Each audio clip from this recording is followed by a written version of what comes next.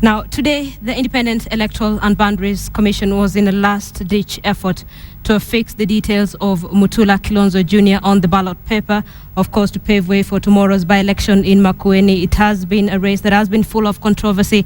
Let me bring in KTN's Aaron Ochieng, who's standing by for us in Makueni. Aaron, if you can hear me, this is a race really that has brought a lot of questions, a lot of controversy.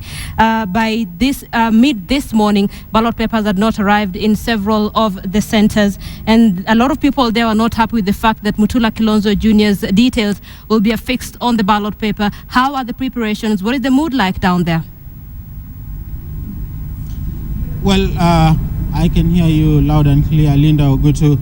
We are in Makueni County, and as you've rightly put it, tension is high here in Makueni, just by the mere fact that people are not quite sure whether the name of Mutula Kilonzo Jr. will be in the ballot paper or not, because what we've learned is that the situation at the Bomas of Kenya is that they are still putting the name of Mutula Kilonzo in some of the ballot papers that are yet to be received here.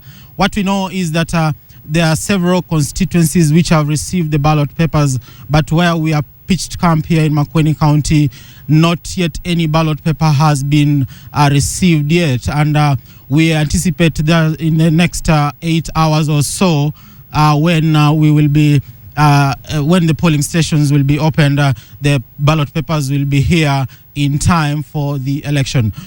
Earlier, yesterday, we saw chaos in some parts of Makueni County, with the residents expressing discontent with IEBC's decision in Nairobi on the modalities that they were carrying out in regard to Mutula Kilonzo Jr. They're saying, they're suspecting that maybe there's some foul play being played somewhere in regard to Mutula Kilonzo based on what happened to the younger sister, Kathy Kilonzo. Besides that, IEBC is saying that everything is in place. They have already ordered more police officers just to beef up security here ahead of tomorrow's election. 5 candidates are up running for this particular election, and the IEBC officials that we spoke to earlier have indicated that no one should be worried in regard to whose name should be there or not. They're saying everyone's name will be there, and Mutula Kilonzo's situation is different. This is the first time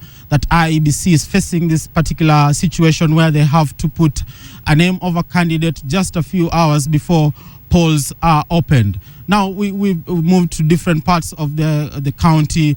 We've moved to different polling stations, but the situation is that no ballot papers have been received, particularly here in Makueni, and this is one of the constituencies which has one of the highest number of registered voters who will be voting out early tomorrow morning. Earlier on, I spoke to IEBC Commissioner Thomas Letangule, who in fact was handling the tribunal that was looking into the disputes that were arising after the nominations. And this is what he had to clarify in regard to tomorrow's by-election.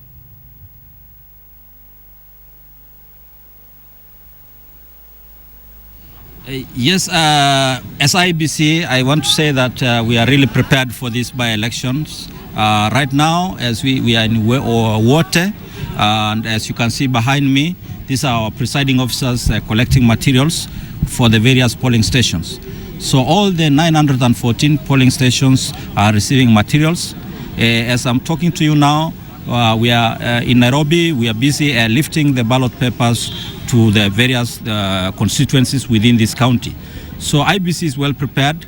Our ICT systems are also in place, and I think everything systems go. Any challenges you've experienced So far, apart from the challenges of the delay caused by the inclusion of the name of Junior in the ballot paper in the last minute, however, we are surmounting that, and I think we'll be able, despite the time constraints, to deliver materials within time. We're also grateful that the weather within this county is good. So far, no rain. So we will think that we'll deliver materials within time, and the ballot papers will also be in place. And so all the stations will be open on time tomorrow morning. beginning from 6. And so we think that we are prepared, and Wananchi so far have been also peaceful. There have been no insecurity issues arising. Yes. Linda and smarter, as Thomas Letangule has just put it, everything is in place. And at 6 o'clock, we'll be giving you all the live updates that will be happening in all the 6 constituencies, that is Kibwezi East, Kibwezi West, Mboni, Kaiti, Makueni, and Kilome.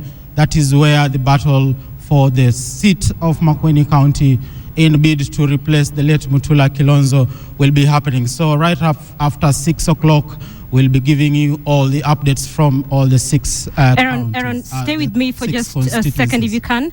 Aaron, stay with me for just a second if you can. Yeah. In your earlier interview, you spoke to the IEBC official and he made it clear that all preparations are underway. But from what you told us earlier, Aaron, is that as we speak at the Bomas of Kenya, IEBC officials are still affixing Mutula Kilonzo Jr.'s details on the ballot paper. Have you spoken to any of the IEBC officials as at now? Because it's 10, really, just hours to the by-election on, and what assurances are they giving? Yeah, earlier on at 1 o'clock, I spoke to Abdullahi Sharawe, who is one of the commissioners, and he said this is the first time that this is happening. And you can look at the numbers. This is a constituency which has close to 400 registered voters. That means that they have 400,000 ballot papers. And this is an exercise that cannot be done using any machine. This is something that has to be done manually. So I would say that for someone to employ manually 400,000 pieces of papers just to put a strip of paper, I would understand why IEBC had to send papers to the farthest constituency other than here. So I expected that this is something that they didn't anticipate would bring such like a situation, but I expected that by 6 o'clock, maybe all the constituencies will have received all the ballot papers. Linda.